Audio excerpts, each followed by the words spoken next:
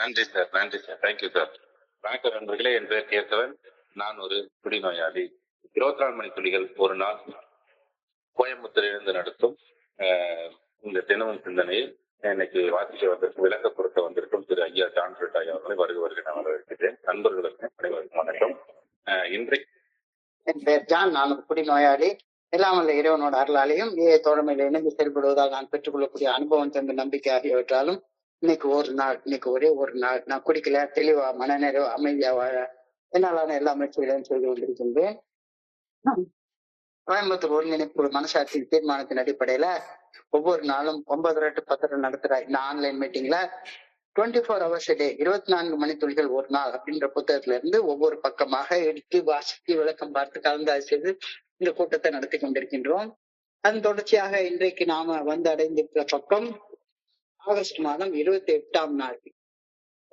இந்த ஆகஸ்ட் மாதம் 28ஆம் நாளுக்கான சிந்தனையை வாசிச்சு அதற்கான விளக்கத்தை பார்த்து கலந்தாய்வு செய்து இந்த கூட்டத்தை நிறைவு செய்வோம்.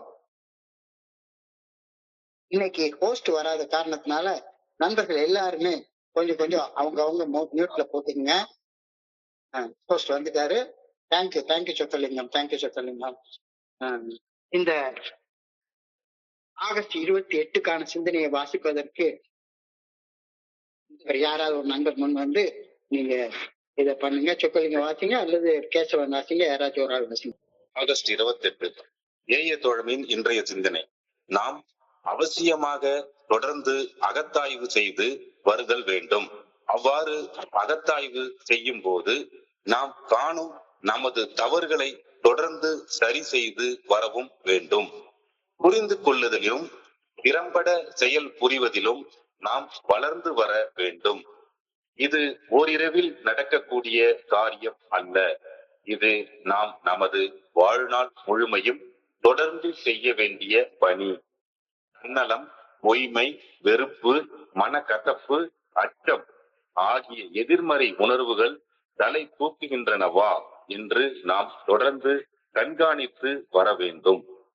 அவை தலை தூக்குகையில் அவற்றை முளையிலேயே கிள்ளி எரிய இறையருள் பேராற்றலது நல்ல ஒழுங்கான வழிகாட்டுதலை நாட வேண்டும். நமது வெற்றிகள் தரும் அக மகிழ்வில் அசந்து போய்விடக் கூடாது. அப்படி அசந்து போனால் நாம் தொல்லைகளில் சிக்கிக் கொள்வோம். நாம் குடிநோயிலிருந்து குணமடைந்து விடவில்லை. நமது ஆன்ம நிலையை பராமரிப்பதை பொறுத்து வழங்கப்படும் ஒரு நாள் அடிப்படையிலான தண்டனை விலக்கு மட்டுமே நமக்கு வழங்கப்படுகிறது. எனது ஆன்ம நிலையை தினசரி கண்காணித்து வருகின்றேனா? இன்றைக்கான தியானம். ஆனந்த நிலை நேரடியாக என்னை வந்தடையாது. அன்புடன் நான் செய்யும் பிறர் நல பணியின் விளைவுதான் ஆனந்த நிலை. பணி செய்து கிடப்பது எனது இருத்தலின் அடிப்படை விதி. அன்பு என் இதயத்தில் இருக்கையில் என் சக மனிதர்களுக்கு நான் செய்ய வேண்டிய ஏதோ ஒரு பணி இருந்து கொண்டே இருக்கும். அன்புடன் செய்யும் பணி என்ற அடித்தளத்தின் மீது மட்டுமே ஆற்றல் மிகுந்த ஆனந்தமான நிறைவான வாழ்க்கை கட்டி எழுப்பப்படுகின்றது. மனதில் வெறுப்பை தேக்கி வைத்திருப்போரும் தன்னலத்துடன் வாழ்வோரும் தங்களது சொந்த இருத்தலுக்கு எதிராக செயல்படும் மனிதர்களாக இருக்கின்றார்கள். அவர்கள் இறையருள் பேராற்றலிடம் இருந்தும் தங்களது சக மனிதர்களிடம் இருந்தும் தங்களை தாங்களே வெட்டி பிரித்து வைத்துக் கொள்கின்றார்கள். என் சக மனிதர்களுக்கு அன்புடன் ஊக்கம் அளிக்கும் வண்ணம் நான் செய்யும் சிறு சிறு பணிகள் என் வாழ்வின் கரடுமுரடான பகுதிகளை மென்மையாக மாற்றுகின்றன. இவ்வாறு அன்புடன் பணி செய்தால் ஆனந்தம் என் வாழ்வின் ஓர் அங்கமாக அமைய போவது சர்வ நிச்சயம். இன்றைக்கான பிரார்த்தனை. என் பங்கில் அன்புடன் நான் பணி செய்து கிடக்க வேண்டும் என வேண்டுகின்றேன். சரியான செயல்கள் செய்வதில் சோர்வடைந்து போய் விடக்கூடாது எனவும் வேண்டுகின்றேன். நன்றி சார். நன்றி. Thanks sir. நன்றி சார். நன்றி கேசவன். நண்பர்கள் அனைவருக்கும் என்னுடைய அன்பான பணிவான வணக்கம்.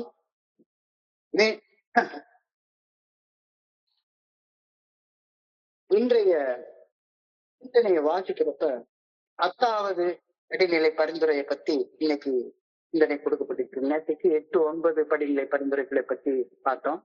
இன்னைக்கு 10வது படிநிலை பரிந்துரையை பற்றி சிந்தனை கொடுக்கப்பட்டிருக்கிறது. தொடர்ந்து அகத்தாய்வு செய்வதால் நாம ஒரு காலகட்டத்துல அகத்தாய்வு செய்வது நம்முடைய அக ஒழுக்கமாக மாறிவிடும் அப்படின்னு தோழமை பரிந்துரைக்கக்கூடிய 12 படிகள் அடங்கிய மீட்படையின் செயல் திட்டத்துல 10வது படி பரிந்துரையில சொல்லப்பட்டிருக்கிறது. இது ஒரு மிகுந்த சக்தி வாய்ந்த பரிந்துரையா.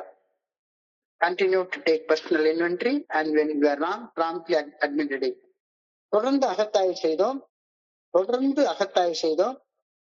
அகத்தாய்வுல நாம தவறாக சிந்திக்கின்றோம் அப்படின்னு உணர்ந்த போதெல்லாம் தவறான சிந்தனைகளை உடனுக்குடன் நம்மை அன்புடன் ஆதரிக்கும் அந்த ஆதரவாளர்கிட்ட ஒப்புக்கொண்டு தவறான சிந்தனைகள் தவறான செயல்களாக மாறாதவாறு நம்மளை நாமளே காப்பாத்தி கொண்டோம் அப்படின்ற பரிந்துரை தான் 10வது படிநிலை பரிந்துரை.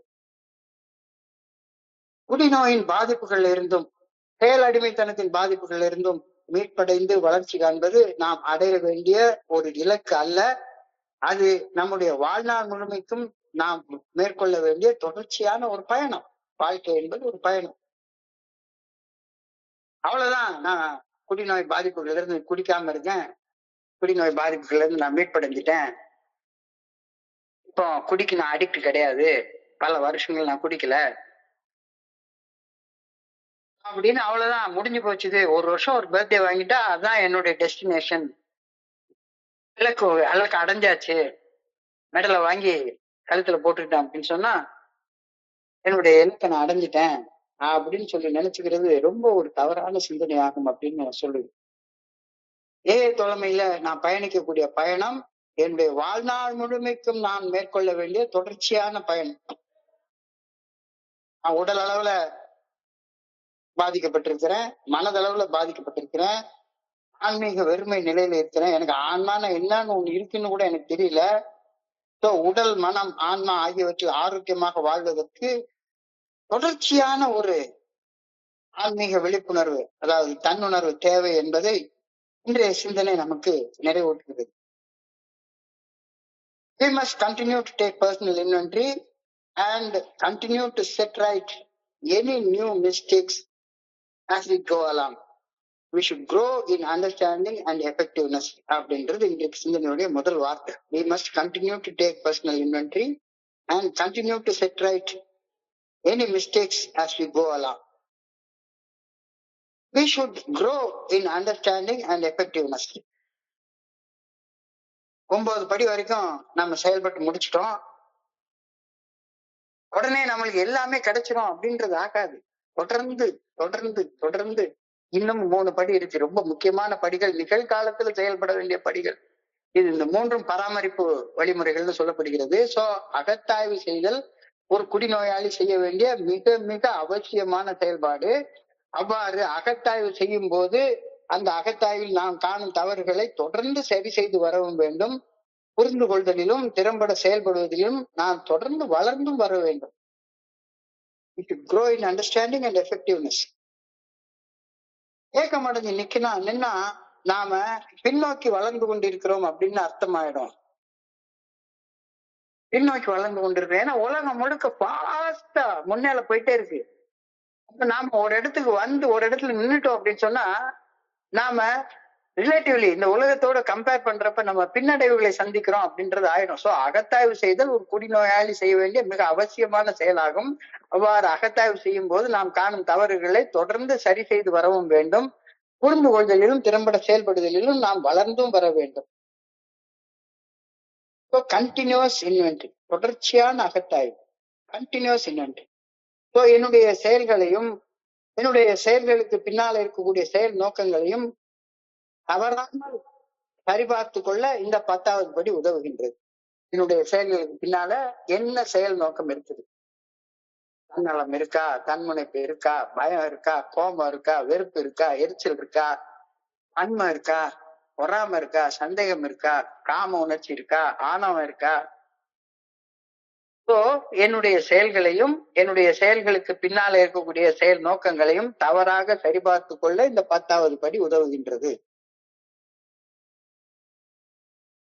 தவறுகளை கண்டுபிடிச்சிட்டோம், தவறுகளை உடனடியாக சரி செய்தோம். promptly fixing the mistakes. தவறுகளை உடனடியாக சரி செய்து தவறுகளை பிழைகள் செய்ய வேண்டும் என்ற எண்ணம் எனது மனதில் அறியப்பட்ட உடனேயே அந்த தவறான எண்ணம் தவறான செயலாக மாறாதவாறு விழிப்புடன் வாழ நான் பழகிக் கொள்கின்றேன்.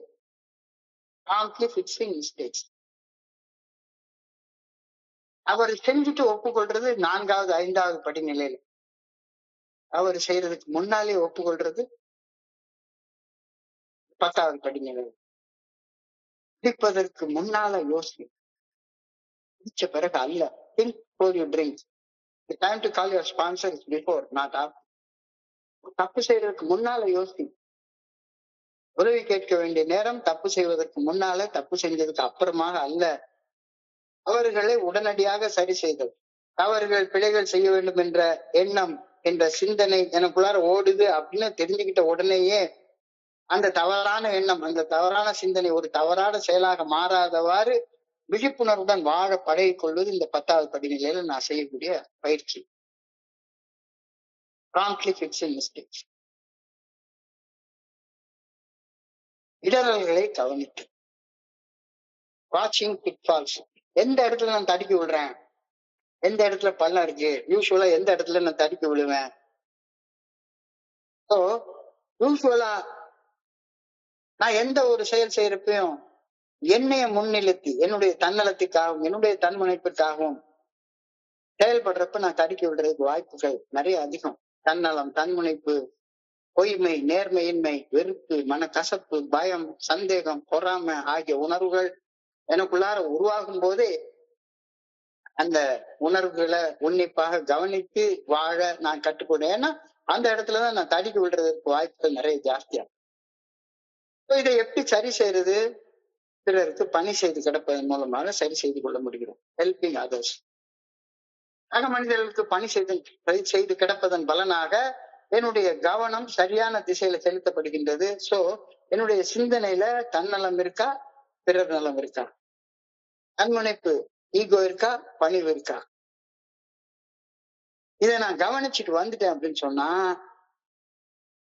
சரியாக எந்த இடத்துல நான் தடுக்கி விழுவேன்றது எனக்கு நல்லா தெரியும். தடுக்கி விழுற நேரங்கள் எல்லாமே சக மனிதர்களுக்கு பணி செய்து கிடக்கிறதுக்கு என்ன செய்யலாம் அப்படின்னு சிந்திக்கிறதன் பலனாக என்னுடைய கவனம் சரியான திசையில குவிக்கப்படுகின்றது. நான் தவறு செய்வது தவிர்க்கப்படுகின்றது அப்படின்ற சிந்தனை நீ சொல்லிட்டாங்க. 10வது படிநிலை பரிந்துரையை நடைமுறை வளர்ச்சிக்கு எவ்வாறு பயன்படுத்துவது? அதாவது இந்த 10வது படிநிலை பரிந்துரை தப்பு செஞ்சுட்டு ஒப்புக்கொள்ள சொல்லல, தப்பு செய்யறதுக்கு முன்னாலே ஒப்புக்கொள்ள சொல்லு. ஸ்பாட் செக் இன்வென்டரி அப்படின்னு சொல்லி சொல்லுவாங்க. அந்தந்த நேரத்துல அந்தந்த கணத்துக்கு கணம் என்ன நானே மதிப்பீடு செய்து கொள்வோம்.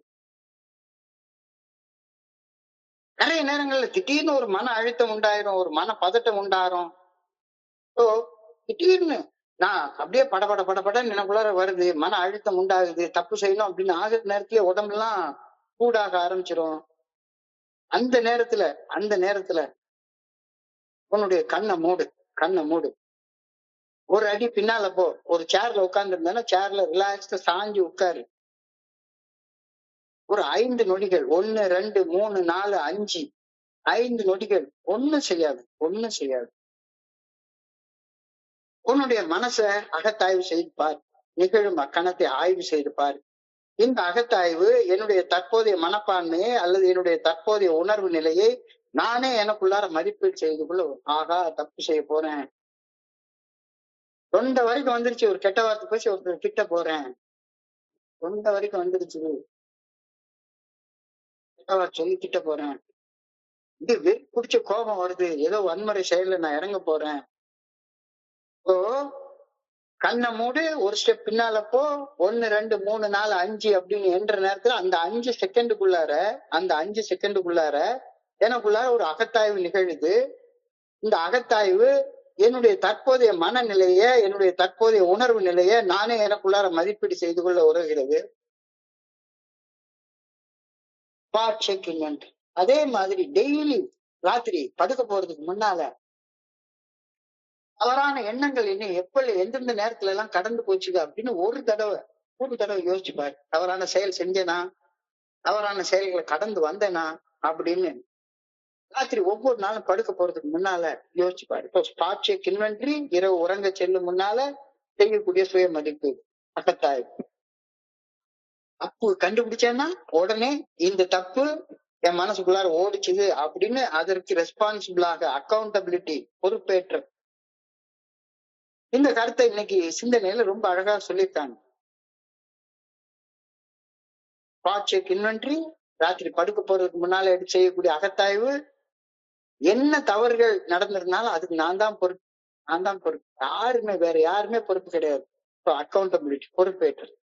நான் என்னுடைய மனசுக்குள்ளார என்ன செய்வதற்கு திட்டமிட்டு கொண்டிருக்கின்றேன் என்பது குறித்த உணர்வு இன்றி இயந்திரமயமாக ஒரு செயல் அடிமையாக ஒரு அடிக்டாக செயல் செய்வது, அதானே என்னை நரகத்துல வாழ வச்சுக்கிட்டு இருந்தது. இதுதானே என்ன நரகத்துல வாழ வச்சு கொண்டிருந்தது. இது இன்னைக்கு தெளிவா தெரியுது இல்ல, தெளிவா 9 படிகள்ல செயல்பட்டது. நான் ஆண்மண்டித்தனமாக நினைச்சதுபடி என் மனம் போன போக்குல எல்லாம் சித்தம்போக்கு செவம்போக்குன்னு வாழ்ந்ததால தானே நான் நரகத்துல வாழ்ந்து கொண்டிருந்தேன். அதே மாதிரி வாழாம என்னுடைய எண்ணங்கள், என்னுடைய உணர்வுகள் என்னை இழுத்துட்டு போற திசையில எல்லாம் போய் செயல்படாம எது சரி எது தப்பு அப்படின்ற அந்த மனநிலையில செயல்பட நான் கத்துக்கிறது தான் இந்த 10வது படி நிலையில வந்துடுறது.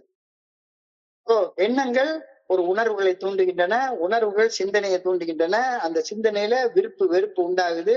பிடிச்சது செய்வேன், பிடிச்சது செய்ய மாட்டேன் அப்படின்ற மனநிலைக்கு நான் வர்றேன். இதுக்கு பேர் தான் அடிக்ஷன். எண்ணங்களை உன்னால கட்டுப்படுத்த முடியாது. எண்ணங்கள் வந்துகிட்டே தான் இருக்கும். எண்ணங்கள் உருவாக்கக்கூடிய உணர்வுகளை கட்டுப்படுத்த முடியாது. உணர்வுகளும் வந்துகிட்டே தான் இருக்கும். உணர்வுகள் உருவாக்கக்கூடிய சிந்தனையை கட்டுப்படுத்த முடியாது. சிந்தனையே வரும். ஆனா அந்த சிந்தனையில பிடிச்சது பிடிக்காதது அப்படின்றதுக்கு பதிலாக சரி தவறு அப்படின்ற அடிப்படையில சிந்திச்சு சரியானதை செய்யவும் தவறானதை செய்யறதும் தவிர்க்கிறதும் இந்த 10வது படி நிலையில நடக்குது. தொடர்ச்சியாக அகத்தாய்வு செய்வதை என்னுடைய அக ஒழுக்கமாக ஆக்கிக் கொள்வது வாழ்நாள் முழுமைக்கும் நான் செய்ய வேண்டிய ஒரு பணியாகும். அவ்வளவுதான், செஞ்சுட்டேன் முடிச்சுட்டேன் அப்படின்றதே கிடையாது. தொடர்ந்து அப்படின்றதுக்கு அவ்வப்பொழுதுன்னு அர்த்தம் கிடையாது. இடைவிடாமல், இடைவெளி இல்லாமல் தொடர்ச்சியாக அகத்தாய்வு செய்வதை என்னுடைய அக ஒழுக்கமாக ஆக்கிக் கொள்வது என்னுடைய வாழ்நாள் முழுமைக்கும் நான் செய்ய வேண்டிய பணியாகும். எனது சிந்தனைகளில் தன்னலமும் தன்முனைப்பும் வெறுப்பும் மனக்கசப்பும் எரிச்சலும் வன்மமும் காமமும் பகைமையும் இவை போன்ற எதிர்மறை உணர்வுகள் கலந்துள்ளனவா அப்படின்றத தொடர்ந்து கண்காணித்து மன தெளிவையும் நீடித்த உணர்ச்சி வளர்ச்சியையும் பேணுவதற்காக சிந்தனையை உடனுக்குடன் சரி செய்வதுதான் 10வது படி நிலையில என்னுடைய பணியாகும் அப்படின்னு இன்றைக்கு சிந்தனையில சொல்லப்பட்டிருக்கு. என்னுடைய எண்ணங்களை சீர் செய்வது, என்னுடைய சிந்தனைகளை சீர் செய்வது. என்னுடைய எண்ணங்களை சீர் செய்யறப்ப என்னுடைய சிந்தனைகள் தானாக சீர் செய்யப்படுகின்றன அப்படின்ற கருத்து இன்னைக்கு சிந்தனையில் நமக்கு கொடுக்கப்பட்டிருக்கிறது. அகத்தாய்வு செய்தல் என்ற இந்த தொடர்ச்சியான அக ஒழுக்கம் பெருக்கத்தையும் நடத்தை தேக்கத்தையும் என்னுடைய செயல் அடிமைத்தனத்தையும் தடுப்பதற்கான ஒரு பராமரிப்பு கருவியாக பயன்படுகின்றது அப்படின்னு சொல்றாங்க. கொஞ்சம் ஆழமாக சிந்திச்சு பார்க்கணும். அகத்தாய்வு, என்னுடைய அகத்துல ஓடுற எண்ணங்களை தொடர்ச்சியாக நான் கவனிச்சுட்டு வர்ற அக ஒழுக்கம் இன்னுக்குள்ளார உணர்வுகள் தேங்கி இருக்காமலும் உணர்வு பெருக்கத்தையும் செஞ்சதையே திருப்ப செஞ்சிட்டு இருக்கிற செயல் அடிமைத்தனத்தையும் தடுப்பதற்கான ஒரு முக்கியமான பராமரிப்பு கருவியாக இந்த 10வது படிநிலை பரிந்துரைக்கப்பட்டுள்ளது அப்படின்றது இப்ப புரியுது. ரொம்ப முக்கியமான படி. என்னை அன்றாடம் கடந்து செல்லும் எண்ணங்களையும் அந்த எண்ணங்கள் குறித்து நான் சிந்திக்கும் சிந்தனைகளையும் அகத்தாய்வு செய்து பார்ப்பதன் பலனாக நான் செய்யக்கூடியது இதுவே. அதாவது நான் தொடர்ந்து கண்காணிச்சுட்டே வந்தேன்னா, என்னுடைய எண்ணங்களையும் என்னுடைய சிந்தனைகளையும் கண்காணிச்சுட்டே வந்தேன்னா, தீங்கு விளைவிக்கும் சிந்தனைகள் என்னிலிருந்து தீங்கு விளைவிக்கும் செயலாக வெளிப்படுவதை செயல் செய்வதற்கு முன்னாலே நான் தெரிஞ்சுக்கிறேன். செயல் செய்வதற்கு முன்னாலே ஆமா இந்த செயலை செய்ய போறேன் அப்படின்றது நல்லா தெரியும். குடிக்க போறேன், அல்லது கூட்டியா வீட்டுக்கு போறேன், லஞ்சம் வாங்க போறேன், திருட போறேன், எல்லாமே எனக்கு செய்யறதுக்கு முன்னாலே தெரிஞ்சிடும். என்னுடைய அகத்தாய்வு செய்வது அக ஒழுக்கமாக மாறிட்டு போறப்ப நான் என்ன செயல் செய்ய போறேன் அப்படின்றது எனக்கு செயல் செய்யறதுக்கு முன்னாலே தெரிஞ்சிடும். So, தவறு செய்வதற்கு முன்னாலேயே தவறான சிந்தனைகளை திருத்திக் கொள்வதற்கான ஒரு வாய்ப்பாக இந்த 10வது படிநிலை பரிந்துரை எனக்கு பயன்படுகின்றது அப்படின்ற கருத்தை இன்னைக்கு சிந்தனையில நமக்கு சொல்றாங்க. உணர்வுகளில் முதிர்ச்சியை வளர்த்துக் கொள்வதன் மூலமாக புரிதலிலும் செயல்திறத்திலும் நான் மேம்பட ஆரம்பிக்கின்றேன். சும்மா கண்டபடி உணர்ச்சி வசப்படுறது கிடையாது. அதனால சும்மா யாராச்சும் ஒருத்தங்க முட்டா போயில அப்படின்ட்டா போதும், ஒரு கெட்ட வார்த்தையை போட்டு திட்டா பேஸ்டட் அப்படின்ட்டா போதும், உடனே தலைக்கு மேல ரத்தம் ஏறின மாதிரி விஷம் ஏறின மாதிரி கோவம் வந்துடும். என்ன வேணாலும் ஆக்கணும் செஞ்சிருவேன். உடனே போய் குடிக்க போயிடும். என்னோட பெரிய ஆள் என்னை திட்டாரு, என்னுடைய பாஸ் என்னை திட்டாருன்னா உடனே போய் குடிச்சிருவேன். எனக்கு கீழே வேலை பார்க்க என்ன ஏதாச்சும் பேசிட்டானா உடனே போய் குடிச்சிருவேன். என்னுடைய நண்பன் பேசிட்டானா உடனே போய் குடிச்சிருவேன். ஏதாச்சும் செயல் அடிமையாக ஒரு செயலை செஞ்சிருவேன். உணர்வுகளுக்கு அடிமையாக வாழ்ந்து கொண்டிருப்பவன். அன்மேனேஜபிலிட்டி ஆஃப் லைஃப், அன்மேனேஜபிலிட்டி ஆஃப் எமோஷன்ஸ். உணர்வுகளில் முதிர்ச்சியை வளர்த்துக் கொள்வதன் மூலம் நான் யாரு அப்படின்ற புரிதலிலும் நான் செய்யக்கூடிய செயல்கள்ல ஒரு செயல்திறனும் மேம்பட ஆரம்பிக்கின்றன. இதைத்தான் இன்னைக்கு 2வது வரியா சொல்லியிருக்காங்க. Training the mind to take personal inventory is not an outright matter, it should continue for a life time. ஒரே நாள்ல அகத்தாய்வு செய்வது உன்னுடைய அக ஒழுக்கமாக மாறிடாது. தொடர்ந்து திரும்ப திரும்ப திரும்ப திரும்ப செய்து செய்து பழகி பழகி பழகி மனசை பழக்கப்படுத்துவதன் மூலமாக, அகத்தாய்வு செய்வதை மனசை பழக்கப்படுத்துவதன் மூலமாக நான் என்னுடைய மனசை செம்மைப்படுத்திட்டே வந்துட்டே இருக்கேன் கொஞ்ச நாள்ல. சோ அகத்தாய்வு செய்ய என்னுடைய மனம் பழக்கப்படுத்தப்படுவது ஓரிரவில் நடப்பதல்ல, முடிக்கப்பட்டது ஓரிரவில் செய்து முடிக்கப்படக்கூடிய காரியம் அல்ல. அது என் வாழ்நாள் முழுமைக்குமாக நான் செய்ய வேண்டிய ஒரு பணி. 10வது படிநிலைப்படி நான் கணத்துக்கு கணம் செய்யும் அகத்தாய்வு என்னுடைய உணர்வு மற்றும் ஆன்மீக வளர்ச்சியை அன்றாடம் பராமரிக்கும் கருவியாக எனக்கு பயன்படுகின்றது. Maintenance step. என்னுடைய ஆன்மீக நிலைய இந்த 10வது படியில செயல்படுவதன் மூலமாக உன்னிப்பாக கவனிச்சு கவனிச்சு கவனிச்சு கவனிச்சு பராமரிச்சுட்டு வர்றேன். என்னுடைய சிந்தனைகள் குறித்த சுய விழிப்புணர்வை நான்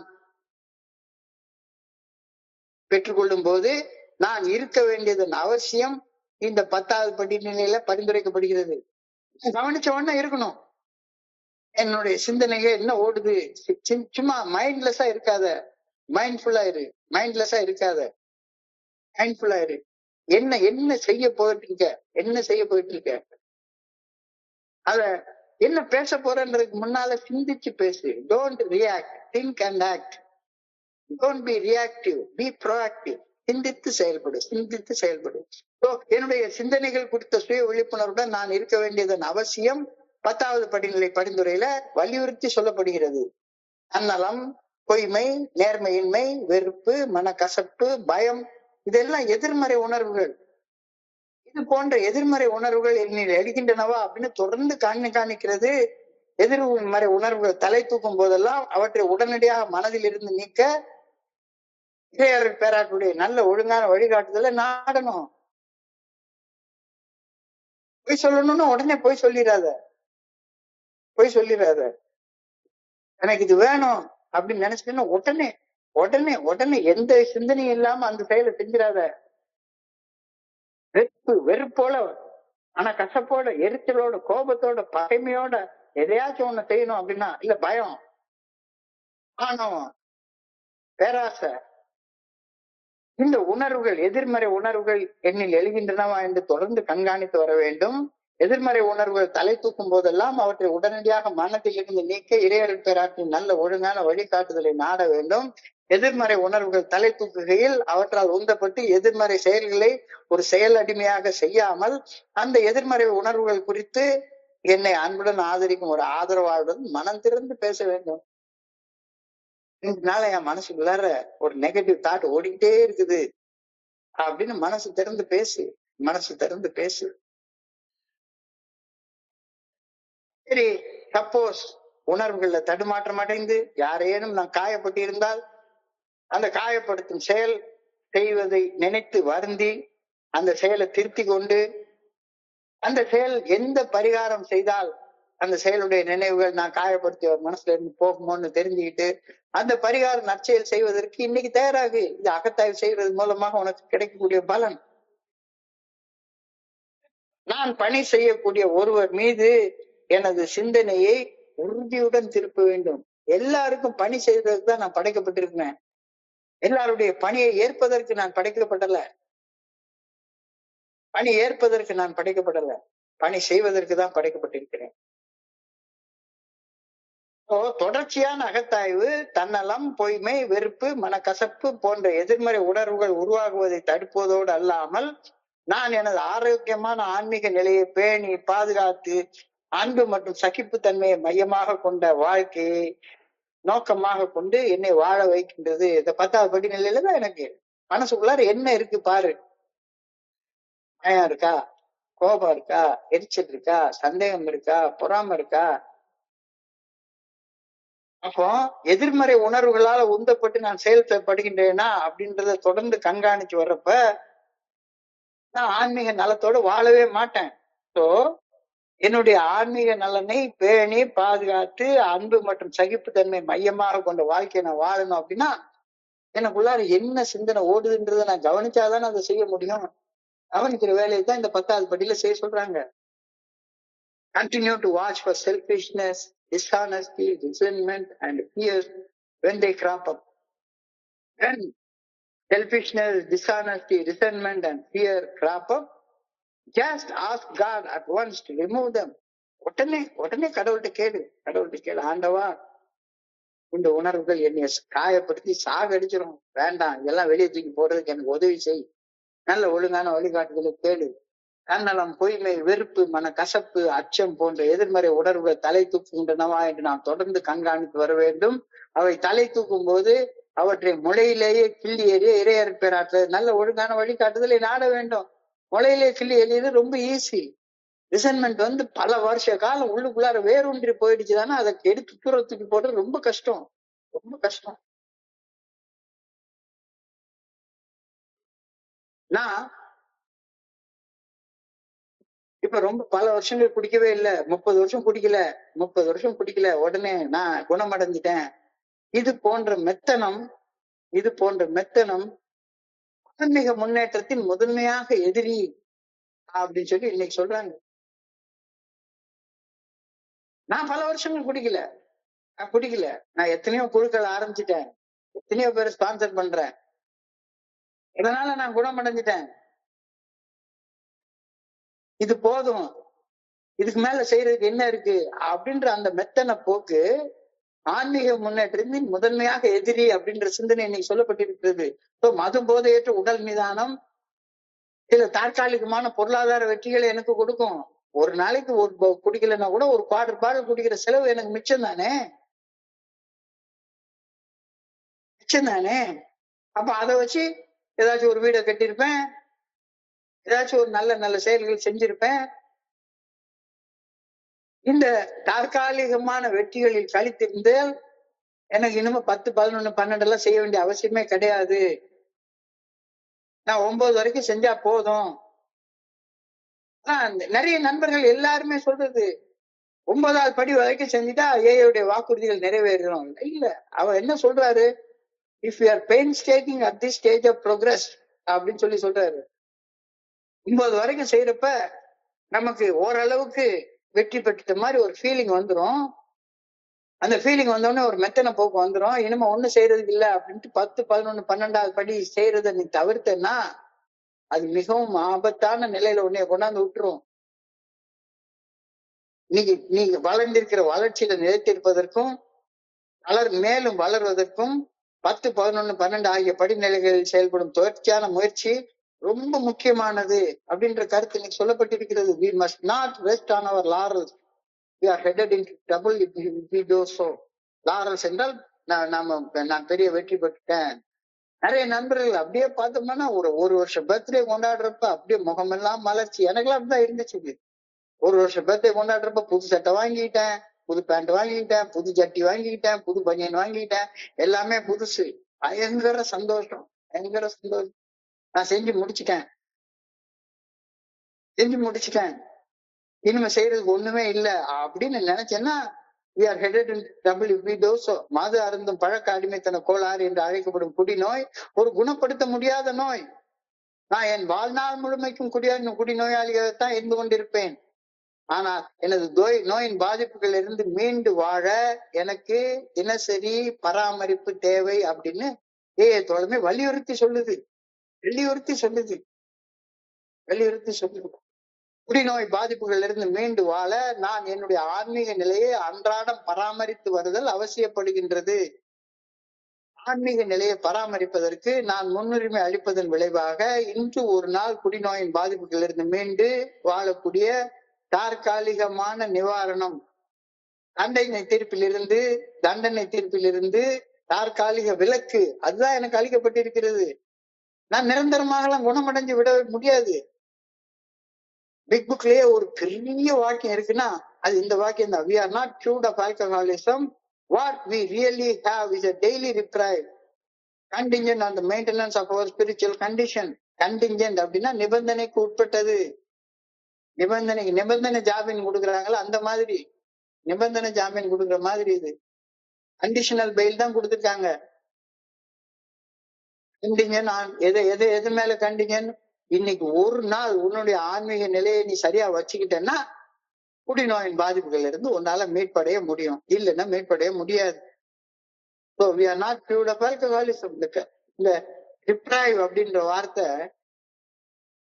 நான் எனக்கு தண்டனை தீர்ப்பு ஏற்கனவே கொடுத்தாச்சு, நானே எழுதிக்கிட்டேன் என்னுடைய தண்டனை தீர்ப்பை. சாவு, அகால மரணம், அல்லது பைத்தியக்கார ஆஸ்பத்திரி, அல்லது ஜெயிலு, இந்த தண்டனை தீர்ப்பு நானே எழுதிக்கிட்டாச்சு. ஆனா இந்த தூக்கு தண்டனை குற்றவாளிகளுக்கு எல்லாம் கடைசியில ஒரு வாய்ப்பு கொடுப்பாங்க, ஒரு கர்ண மனு போடுவாங்க. ஜனாதிபதிட்டு ஒரு கர்ண மனு கொடுத்தாருன்னா உடனே அவர் தண்டனை தீர்ப்பு கொஞ்சம் தள்ளி வைப்பாரு. அப்படிப்பட்ட தள்ளி வைப்பு மறுபடியும் நீ உன்னுடைய ஆன்மீக நிலையை பராமரித்துக் கொள்வதன் மூலமாக உன்னுடைய தண்டனை தீர்ப்பை தள்ளி போட்டுக்கிட்டே போலாம், வாழ்நாள் முழுக்க தள்ளி போட்டுக்கிட்டே போலாம். எதன் மூலமாக? எந்த நிபந்தனைக்கு உட்பட்டது? ஆன்மீக நிலையை பராமரிப்பதற்கு உட்பட்டது. Am I checking my spiritual condition? ஆன்மீக நிலையை தினசரி கண்காணித்து வருகின்றேனா? ஆன்மீக நிலையாவது ஆட்டுக்குட்டியாச்சு, அதே எதுக்கே நான் கண்காணிக்கணும் அப்படின்ற எண்ணம் ஒண்ணு மனசுக்குள்ளார இருந்ததுன்னா தியானத்தில் கடந்து போகும். தன்னையும் தாண்டிய ஒரு அர்த்தமுள்ள நோக்கத்திற்கு தன்னை அர்ப்பணிப்பதன் இயற்கையான இயல்பான தவிர்க்க முடியாத விளைவே ஆனந்தம், மகிழ்ச்சி அப்படின்னு விஞ்ஞானமும் சொல்லுது, மெய்ஞானமும் சொல்லுது, எல்லா ஞானமும் அதுதான் சொல்லுது. Happiness is the natural, inevitable byproduct of dedicating oneself to a meaningful purpose beyond self. தன்னலத்தையும் தன்முனைப்பையும் தாண்டிய ஒரு நோக்கத்திற்காக ஒரு மனுஷன் ஒரு செயலை செய்யும் போது உருவாகக்கூடிய விளைவுதான் ஆனந்தம். ஆனந்தம் என்பதை டைரக்டா யாருமே பெற்றுக்கொள்ள முடியவே முடியாது. Happiness is the natural, inevitable byproduct of dedicating oneself to a meaningful purpose beyond self. நான் சந்தோஷமா, ஆனந்தமா, மகிழ்ச்சியா, நிம்மதியா, நிறைவா இருக்கணும்னு நினைச்சா மட்டும் உடனே அப்படி இருந்துட முடியாது. சந்தோஷத்தை நேரடியாக பெற்றுக்கொள்ள முடியவே முடியாது. அன்புடன் சக மனிதர்களுக்கு பணி செய்வதன் விளைவாக மட்டுமே சந்தோஷத்தை, ஆனந்தத்தை, மகிழ்ச்சிய, நிம்மதிய, நிறைவை ஒரு விளைவாக என்னால பெற்றுக்கொள்ள முடியும். ஒரு எஃபெக்ட். காசு இல்லாம எஃபெக்ட் வராது. சந்தோஷம்ன்றது ஒரு எஃபெக்ட். அந்த சந்தோஷம்ன்ற எஃபெக்ட் எனக்கு வரணும் அப்படின்னு சொன்னா நான் அன்போட பிறர் நல பணிகள் செய்யக்கூடிய மனிதனாக நான் இருக்கணும். அப்பதான் எனக்கு சந்தோஷம்ன்ற எஃபெக்ட் கிடைக்கும். டைரக்டா ஒண்ணும் செய்யாம சந்தோஷம் உனக்கு வரவே வராது. Happiness cannot be sought directly. It is the byproduct of love and service. இது இன்னைக்கு தியானத்துடைய முதல் வார்த்தை. Happiness cannot be sought directly. It is a byproduct of love and service. So இது காலத்தில் அழிக்க முடியாத மெய்ஞானம், விஞ்ஞானம் ரெண்டுமே ஒப்புக்கொள்ளக்கூடிய ஒரு உண்மை. விஞ்ஞானமும் இதை ஒப்புக்கொள்ளுது, மெய்ஞானமும் இதை ஒப்புக்கொள்ளுது, சயின்டிபிக்காவும் இது உண்மை. நீ சந்தோஷமா இருக்கணும்னா டைரக்டா சந்தோஷமா இருக்க முடியாது. குவார்டர் பாட்டில் அடிச்சுட்டா சந்தோஷமா ஆயிடுவேன், அல்லது நான் 1 கோடி ரூபாய் பணம் சேர்த்துட்டா சந்தோஷமா ஆயிடுவேன். கிடையாது, நடக்காது. Happiness cannot be sought directly. It is the byproduct of love and service.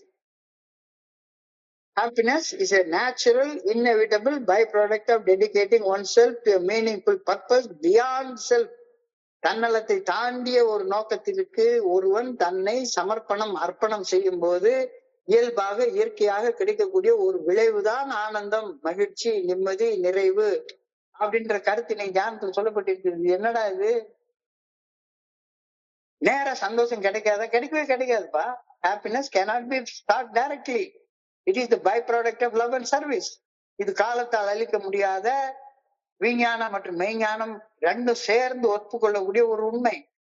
இதயத்துல அன்பு ஊற்றெடுத்தால், அப்படி ஊற்றெடுக்கும் சமயங்களில் எல்லாம் நான் என் சக மனிதர்களுக்கு செய்தே ஆக வேண்டும் என்ற ஏதோ ஒரு பணி இருந்து கொண்டே இருக்கும். அன்பு இருந்தா அடுத்த மனுஷங்களுக்கு ஏதாவது செய்யணும் அப்படின்ற ஒரு ஊக்கம் இருந்து கொண்டே இருக்கும்.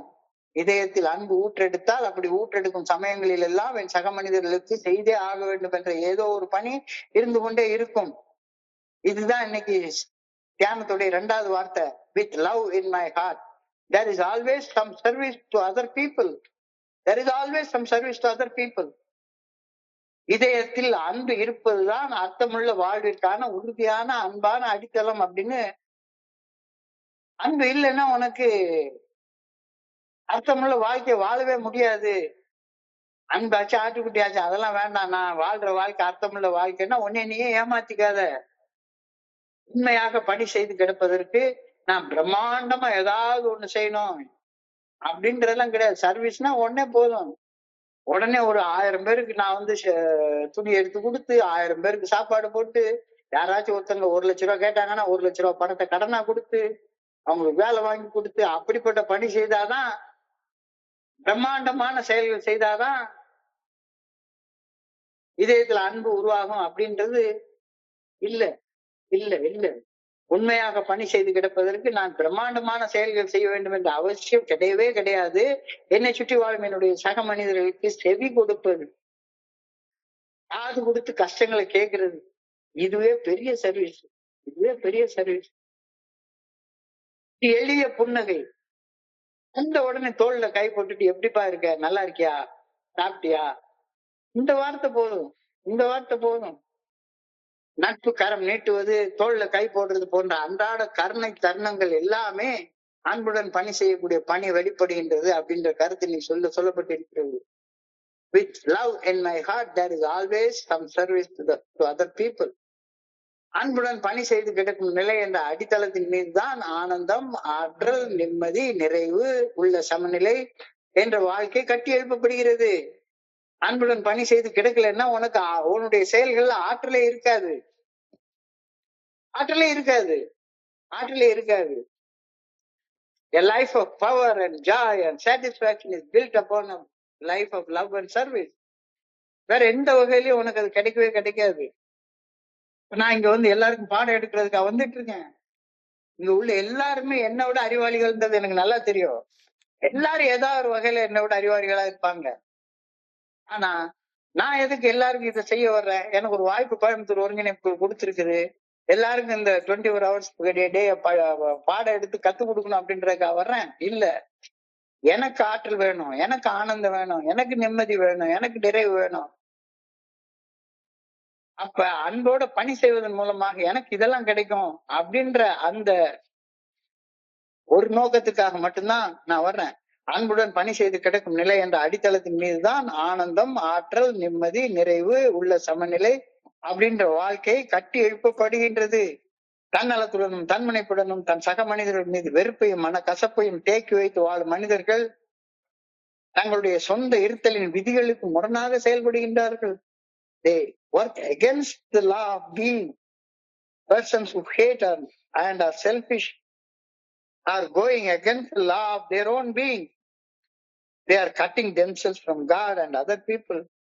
நானே என்னுடைய மனுஷங்கிட்ட இருந்து எல்லாரையும் விலைக்கு சொல்றேன். தன்னலம் தன்முனைப்போட மட்டுமே நான் செயல்பட்டு பொண்டாட்டிகளோட கூட நான் உண்மையான உறவு முறையை வச்சுக்கொள்ள முடியாது. தன்னலத்துடனும் தன்முனைப்புடனும் தன் சக மனிதர்கள் மேல் வெறுப்புடனும் மன கசப்புடனும் வாழும் மனிதர்கள் தங்களுடைய சொந்த இருத்தலின் விதிகளுக்கு முரண்பட்டு செயல்படுகின்றனர்.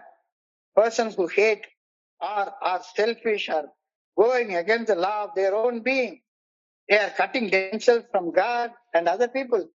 தன்னலம் தன்முனைப்பின் காரணமாக சக மனிதர்களை வெறுப்புடனும் மன கசப்புடனும் நினைச்சு வாழக்கூடிய மனிதர்கள் இறையர் பேராட்டுடன் தங்களுக்கு இருக்கும் இணைப்பை துண்டித்துக் கொள்கின்றார்கள். சக மனிதர்களுடன் தங்களுக்கு இருக்கும் இணைப்பை துண்டித்துக் கொள்கின்றார்கள். அப்ப நீ உனக்கு எந்த வகையில அன்பு இருக்கும், ஆற்றல் இருக்கும், நிம்மதி இருக்கும், நிறைவு இருக்கும்? ஒண்ணுமே இருக்காது. அவன் சரியில்லை, இவன் சரியில்லை, இது சரியில்லை, அது சரியில்லைன்னு நான் குத்தம் சொல்லிட்டே உட்கார்ந்திருப்பேன். என் சக மனிதர்களுக்கு அன்புடன் ஊக்கம் அளிக்கும் வண்ணம் நான் செய்யும் சிறு சிறு பணிகள் என் வாழ்வின் கரடு முரடான பகுதிகளை மென்மையாக மாற்றுகின்றன. அப்படி கரடு முரடான பகுதிகள் தான் நான் வாழ்ந்து கொண்டிருந்தேன். என் சக மனிதர்களுக்கு அன்புடன் அளிக்கும் ஊக்கம், நான் செய்யும் சிறு சிறு பணிகள் என் வாழ்க்கைய கரடு முரடான பகுதிகளை மென்மையாக மாற்றுகின்றன. இப்ப ஸ்மூத்தா போயிட்டு இருக்கு.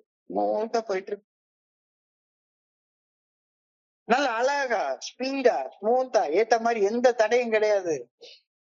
நல்ல 4 லேன் ரோட்ல நல்ல அழகா ஒரு BMW கார்ல சிவ்னு வண்டி ஜாலியா போயிட்டு இருக்கு. என் சக மனிதர்களுக்கு அன்புடன் ஊக்கம் அளிக்கும் வண்ணம் நான் செய்யக்கூடிய சிறு சிறு பணிகள் என் வாழ்க்கையில கரடு முரடான பகுதிகளை மென்மையாக மாற்றுகின்றன. Little acts of love and encouragement of service and help erase rough places of life and help make the path very, very, very, very smooth. Thousands of people. முரடாக இருக்கக்கூடிய பாதையெல்லாம் அன்போட பணி செய்யும் போது சும்மா அழகான பாதையாக மாற்றம் அடைகின்றது அப்படின்ற கருத்து. அன்புடன் பணி செய்வதால் ஆனந்தம் என் வாழ்வில் ஒரு அங்கமாக மாறப்போவது சர்வ நிச்சயம். இல்லைன்னா ஆனந்தமா வாழ முடியாதுங்கிறதும் சர்வ நிச்சயம். அன்புடன் பணி செய்வதால் ஆனந்தம் என் வாழ்வில் ஒரு அங்கமாக மாறப்போவது, அங்கமாக அமைய போவது சர்வ நிச்சயம். If we do these things, அதாவது selfless acts of service with love, we cannot help having our share of happiness. கண்டிப்பாக சேரும், சர்வ நிச்சயமாக, சத்தியமாக சேரும். இல்லாட்டி போனா உனக்கு சர்வ நிச்சயமாக ஹாப்பினஸ் வராது. போதையில சுகத்தை அனுபவிச்சு நான் ஹாப்பியா இருக்கேன், வெறுமன பேங்க்ல உள்ள பணத்தை எண்ணிட்டு நான் ஹாப்பியா இருக்கேன்னு போய் சொல்லிட்டு அலைவேன். So I pray that I may give my share of love and service. என் பங்கில் அன்புடன் பணி செய்து கிடக்க வேண்டும் என நான் வேண்டுகின்றேன். I pray that I may not grow weary in my attempts to do some right things.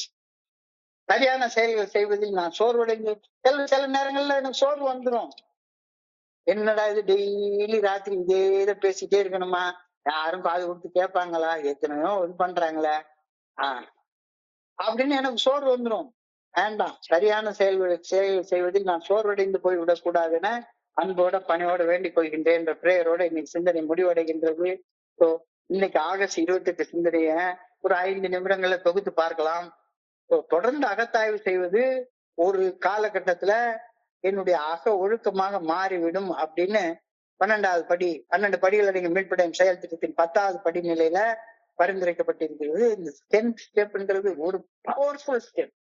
Continue to take personal inventory and when you are wrong, promptly admit it.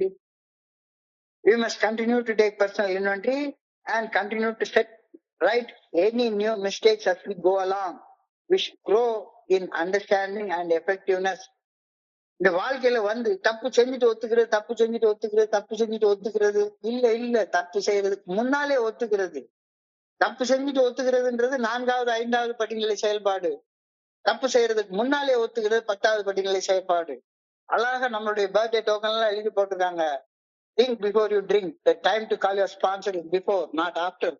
நான் என்னுடைய வாழ்க்கையில நிறைய நண்பர்கள்ட்ட சொல்லியிருக்கேன், இங்க பாருப்பா, நீ ஒண்ணுமே செய்ய வேண்டாம், குடிக்கிறதுக்கு முன்னால என்னைய கூப்பிடு, எனக்கு உனக்கு குடிக்கணும், இந்த காரணத்தினால குடிச்சாதான் இந்த காரணம் தீரும் அப்படின்னு நீ மட்டும் என்கிட்ட நிரூபிச்சு காட்டிட்டேன்னா உனக்கு நான் ஃபுல் பாட்டில் நானே வாங்கி தர்றேன். வாங்கி தர்றது மட்டும் இல்ல, உன் கூட சேர்ந்து நானே குடிக்கிறேன் அப்படின்னு கையில காலில் உளுந்து சத்தியம் எல்லாம் பண்ணி கொடுத்துருவாங்க. சார் கண்டிப்பா உங்ககிட்ட சொல்லாம நான் குடிக்க போக மாட்டேன் அப்படின்னு சொல்லுவாங்க. ஒரு நாள் ராத்திரி 11:30 12 மணிக்கு போன் வரும். Sorry for disturbing you sir அப்படின்னாங்க. என்ன ஆச்சு? சரி நான் குடிச்சிட்டேன் அப்படின்னு சொல்லுவேன். என்கிட்ட சொல்லிட்டு குடின்னு சொன்னேன்ல, நீ சொல்லக்கூடிய காரணம் குடிக்கிறதுக்கு உகந்த காரணமாக இருந்தானா நானே உனக்கு வாங்கி தரேன்னு வேற சொன்னேன்ல, எதுக்கு நீ என்கிட்ட சொல்லாம குடிச்ச அப்படின்னு சொன்னா அழகா ஒரு பதில் சொல்லுவாரு. உங்ககிட்ட சொன்னா எப்படி சார் குடிக்க முடியும், உங்ககிட்ட சொல்லிட்டு போய் குடிக்க முடியுமா அப்படின்னு சொல்லி அழகா சொல்லுவாங்க. அப்ப விட தெரிஞ்சுதான் போய் குடிக்கிறாங்க. அகத்தாய்வு செய்யறதே கிடையாது. தொடர்ச்சியான அகத்தாய்வு என்னுடைய செயல்களையும் அவற்றிற்கு பின்னணியில் இருக்கும் செயல் நோக்கங்களையும் தவறாக சரிபார்த்துக் கொள்ள இந்த 10வது படி உதவுகின்றது. கண்டினியூஸ் இன்வென்டரி, தவறுகளை உடனடியாக சரி செய்ய ப்ராம்ப்ட்லி மிஸ்டேக்ஸ், தவறுகள் பிழைகள் செய்ய வேண்டும் என்ற எண்ணம் ஓடுவது, மனசுக்குள்ளார ஓடுவது அறியப்பட்டவுடன் அந்த தவறான எண்ணம் தவறான செயலாக மாறாதவாறு விழிப்புணர்வுடன் வாழ இந்த 10வது படி நம்மளை பழக்கி விடுது. எந்தெந்த இடத்துல நம்ம கீழே விழுவோம், இடர்களை கவனிக்கிறதுக்கு இந்த 10வது படி உதவுது. வாட்சிங் ஃபார் பிட்ஃபால்ஸ், தன்னலம், தன்முனைப்பு, நேர்மையின்மை, வெறுப்பு, மனக்கசப்பு, பயம், இது போன்ற எதிர்மறை உணர்வுகள் உருவாகிறதுனாலதானே நான் தடுக்கி விடுறேன். அப்ப அது உருவாகிறப்பே அதை கண்டுபிடிச்சிட்டா முடியும். அப்ப கண்டுபிடிச்சிட்டா ஏன் இந்த எதிர்மறை உணர்வுகள் எல்லாம் உருவாகுது, தன்னலத்தாலையும் தன்முனைப்பாலையும் உருவாகுது. அப்ப அந்த நேரத்துல அடுத்தவங்களுக்கு பணி செய்யக்கூடிய பணி ஏதாவது இருக்குன்னு எடுத்து செஞ்சு பாரு. உனக்கு அந்த தடுக்கி விடுற விஷயங்கள்ல இருந்து நீ கடந்து வந்துருவ. 10வது படிநிலை பரந்துரையை நடைமுறையில பயன்படுத்தணும் அப்படின்னா ஸ்பாட் செக் இன்வென்டரி. எப்பயாச்சும் ஒரு நேரத்துல எரிச்சல் வருது, கோபம் வருது, பயம் வருது, பொறாம வருது, சந்தேகம் வருது, வாயில இருந்து கெட்ட வார்த்தை வெளியே வருது அப்படின்னா கண்ணை மூடு, ஒரு ஸ்டெப் பின்னால போ, 1 2 3 4 5ன்னு எண்ணு. 5 செகண்ட்ல நீ மாறிடுவ. 5 செகண்ட்ல நீ மாறிடுவ. அந்தந்த நேரத்துல எந்த இடத்துல இருந்தாலும் சரிதான், எந்த இடத்துல இருந்தாலும் சரிதான், அந்த இடத்துல கண்ணை மூடு, ஒரு ஸ்டெப் பின்னால போ, உனக்குள்ளார போ. 1 2 3 4 5 செகண்ட்ஸ்ல போற விஷயத்த 50 வருஷங்கள் மனசுக்குள்ளார மறைக்கவே முடியாத குற்றம் வந்துச்சா ஏன் மாத்தி கொள்ற? உன்னுடைய தவறுகளான எண்ணங்கள், தவறான எண்ணங்களுக்கு நீயே பொறுப்பேற்றுக்கோ. நான் என் மனசுக்குள்ளார என்ன செய்யறேன்னு திட்டமிட்டு கொண்டு இருக்கின்றேனோ அது குறித்த உணர்வு இல்லாம எந்திரமயமாக ஒரு செயல் அடிமையாக செயல் செய்வது, அதான் என்ன நரகத்துல வாழ வச்சுக்கிட்டு இருக்குன்றத 9 படிகள்ல தெரிஞ்சுக்கிட்டேன்னா இப்ப 10வது படியில மறுபடியும் ஏறவே மாட்டேன்னு அடம்பிடிக்கிறது எப்படி? தொடர்ச்சியாக அகத்தாய்வு செய்வது என்னுடைய அக மாறும்போது என்னால் வாழ்நாள் முழுமைக்கு நான் செய்ய வேண்டிய ஒரு பணி, அது செஞ்சு முடிச்சிடக்கூடிய பணி கிடையாது. இந்த 10 11 12 இது 3மே செஞ்சு முடிக்கிற பணி கிடையாது. வாழ்நாள் முழுமைக்கும் தொடர்ந்து செய்ய வேண்டிய பணி. அதனாலதான் வாழ்நாள் முழுக்குமே செய்யுமா அப்படின்னு ஒரு பயிற்சி, ஒரு வழி ஏற்படுறதுனாலதான் அந்த இடத்துல சொல்லி கொடுக்குறாங்க. 9 படி வரைக்கும் வந்துட்ட, இன்னும் 10 11 12 ஏறுறதுக்கு வலிக்குது. வளர்ச்சியின் இந்த காலகட்டத்தில் இயற்கையாக உருவாகும் வழிகளை சகித்து கொண்டு தொடர்ந்து 10 11 12 படிகளை செய்தால், நீ 10 12 படிகளை செய்ய ஆரம்பிச்சு கொஞ்ச தூரம் போன உடனே ஆச்சரியப்படத்தக்க அளவுக்கு உன்னுடைய வாழ்க்கையில நிறைய வாக்குறுதிகள் நிறைவேறும் அப்படின்னு சொல்லியிருக்காங்க.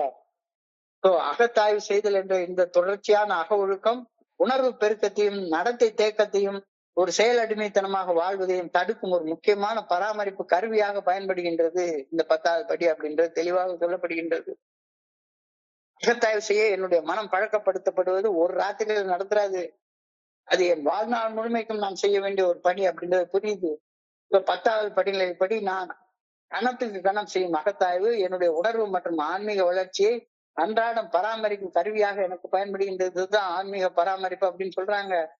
என்னுடைய சிந்தனைகள் குறித்த விழிப்புணர்வுடன் நான் இருக்க வேண்டியதன் அவசியம் 10வது படிநிலையில உணர்த்தப்படுகின்றது. சப்போஸ் கீழே விழுந்துட்டா கீழே விழுந்த இடத்துல விழுந்து கிடக்காத, எழும்பி நில்லு. ஏதாவது ஒரு காயப்படுத்தக்கூடிய செயல் செஞ்சுட்டேன்னா அந்த செயல் செய்யறதுக்கான இத பண்ணு. தொடர்ந்து மனசுக்குள்ளார தன்னலம், பொய்மை, வெறுப்பு, மனக்கசப்பு, அச்சம் போன்ற எதிர்மறை உணர்வுகள் தலை தூக்கினால் முளையிலே கிள்ளி எறிகிறதுக்கு பழக்கப்படுத்திட்டோ, இல்ல யாருக்கிட்டையும் பேசாம அதை உள்ளேயே வளர வச்சுக்கிட்டு இருந்தேன்னா வேரூன்றி போய் ரொம்ப கஷ்டப்படுறோம். We must not rest on our laurels.